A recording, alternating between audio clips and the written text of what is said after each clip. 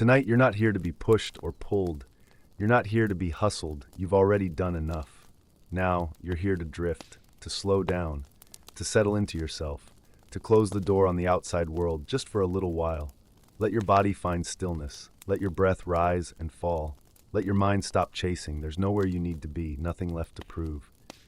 Tonight, I want to share with you a story. Not a dramatic tale, not an epic, but a quiet story. One that might change how you think about your days, and maybe how you wake up tomorrow. It begins not in the glow of a screen, but in the fading light of an ancient world. Imagine Rome, not as we picture it in movies with marching legions or roaring crowds, but in the quiet hours before dawn. A man sits by candlelight, his hand resting on a scroll, his thoughts turning over the same question we all ask, especially when the house is quiet and the noise of the day has finally stopped. Where has the time gone? His name is Seneca, a Stoic philosopher, a tutor to emperors, a man who lived in a world of ambition and violence, and yet chose, again and again, to return to stillness. In his writings, he didn't preach, he reflected. And one of his reflections has never stopped echoing. He said, "It is not that we have a short time to live, but that we waste much of it." Maybe those words ring a little louder at night. When the scroll of the day rewinds in your mind and you start to feel the empty moments, the tasks you postponed, the conversations you rushed, the hours you lost to nothing in particular, the goals that slipped again for tomorrow. And maybe, like so many of us, you carry a quiet regret. A feeling that somehow the day slipped through your fingers, not in a dramatic way, but subtly, softly, until it was gone. Seneca saw this too. Even in ancient Rome, without smartphones or social media, he warned about time being stolen. He wrote, "People are frugal in guarding their personal property, but as soon as it comes to squandering time, they are most wasteful of the one thing in which it is right to be stingy." Seneca believed time was like a loan, a precious one, and every day we spend from it. But unlike money, we don't get to see the balance. We don't know how much we have left. That's not meant to frighten you, just to remind you that the minutes passing right now, this soft, peaceful moment before sleep, they are yours. No one is demanding them. No one is waiting on you. You can spend them gently, just by being here, by breathing in and letting go, by listening, not to the chaos outside, but to the calm within. In our world today, we live on fast forward. Notifications buzz, tabs pile up, and somewhere in the haze we start to believe that our value is measured by how many things we can check off, how many messages we reply to, how full our calendar looks. But at night, when all the lists are quiet, there's something else we crave. Not applause, not likes, but presence, meaning, peace. And this is where Seneca's wisdom returns, because he didn't just warn about lost time, he taught us how to reclaim it. He suggested something radical, but simple. Each night he would sit and review his day, not to criticize, not to self-punish, but to reflect, gently, honestly. He would ask, where did I live well? Where did I act out of impulse or fear? Where did I spend time without noticing? This wasn't meant to make him feel guilty. It was meant to guide the next morning, to step forward with intention, not on autopilot. Maybe tonight you could do the same. Not in a journal, not even with words, but just in the silence of your own thoughts. Let them float up, not to judge them, just to notice. You are not behind, you are not broken, you are simply arriving back to yourself. Seneca was not in a hurry. Though he advised emperors and walked the halls of power, he still carved out moments for slowness, for thinking, for walking without destination, for conversations that wandered like a river changing course. There's something powerful in that. Because in the modern world, we've confused speed with purpose. We scroll faster, we talk faster, we even rest, anxiously, as if slowing down means we're falling behind. But what if slowness isn't failure?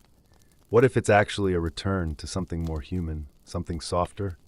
Seneca would say, begin at once to live and count each separate day as a separate life.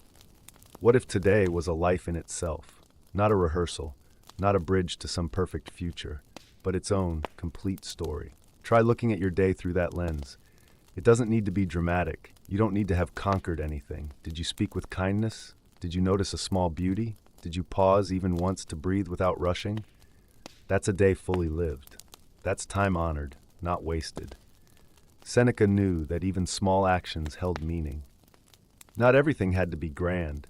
He wrote about virtue not as something distant or divine, but as a way of being present, of being honest, of being gentle with others and with yourself. Sometimes the most powerful shift is not in what we do, but in how we see. If you've ever opened your eyes and felt behind before you even got out of bed, you're not alone. We wake up carrying yesterday's regrets, tomorrow's anxieties, and all the noise in between. Seneca offers us a remedy, not a hack, not a motivational slogan, but a mindset. True happiness is to enjoy the present without anxious dependence upon the future. Let that sink in. You don't need to solve everything. You don't need to win the day. You just need to show up, gently, presently, fully. The morning will come, and when it does, it can meet a person who is whole. Not because they did everything right, but because they showed up awake, aware, and calm. Seneca believed that change doesn't always roar in. It tiptoes. It happens in the quiet, like the choice to pause before reacting, the decision to walk without your phone, the act of listening, truly listening to someone you love. These aren't dramatic gestures. They're small shifts, tiny reclaims of your time, your attention, yourself.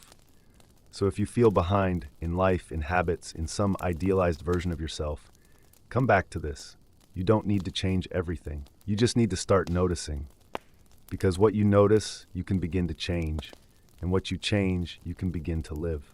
In his final years, Seneca faced exile. He was pushed from the center of power and into solitude. But he did not collapse. He did not resent. He wrote more. He reflected deeper. And he found a kind of peace that power could never give. From that solitude, he shared this: "He who is brave is free." Bravery for Seneca was not about battlefields. It was about facing the day with eyes open, with acceptance, with dignity.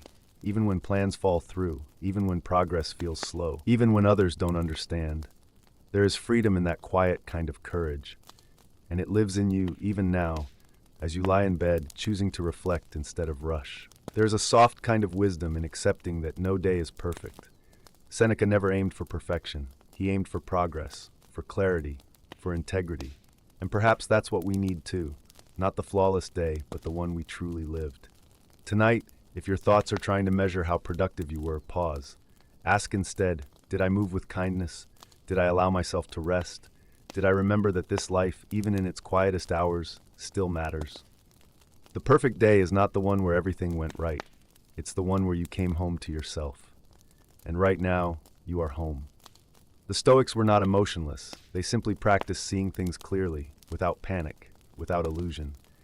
Acceptance for them was not giving up. It was letting go of what cannot be controlled and cherishing what can. Seneca said, "What progress, you ask, have I made? I have begun to be a friend to myself." That's the true shift, not in doing more, but in being more whole. Can you offer yourself the same compassion you offer others?